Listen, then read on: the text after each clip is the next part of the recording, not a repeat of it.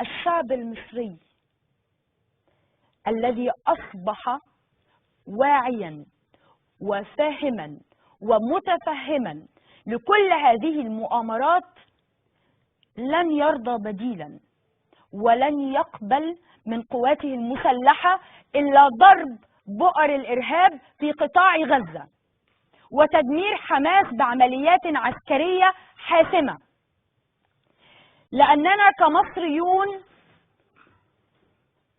لن ننسى نهائيا يوم أن اعتدت على شرف مصر واعتدت على السيادة المصرية بميليشياتها التي شاركت في اقتحام السجون المصرية وقتل الأبرياء في ميدان التحرير. هل جمال مبارك لو كانت الامور مشيت وما كانش حصل ثوره 25 يناير كان جمال مبارك هيبقى رئيس مصر؟ كان هيجي في ظروف الفوضى، في ظروف صعبه كانه المنقذ. تمام، هو ده هيقول لك ده الفوضى والدنيا اتفتحت والسجون والمنقذ جمال مبارك تعالى. وكان السيناريو كده، ولذلك جرى تطبيقه في لحظه غلط.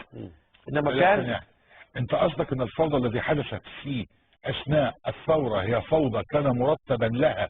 لا مش المره دي، كانت شبيهه بنموذج معد كان هيعملوه في حاله الفوضى، في حاله الوفاه المفاجئه للرئيس مثلا. كان هيعملوا ايه بقى؟ انه تبص تلاقي ان البلد اتلخبطت والحقوا الاخوان والحقوا كذا وبتاع وخوفك من كل حاجه، ولعوا ويفتحوا الناس تقول لك يا عم ارحمني هاتوا لنا الشاب. استمرار ولا استمرار ابوه.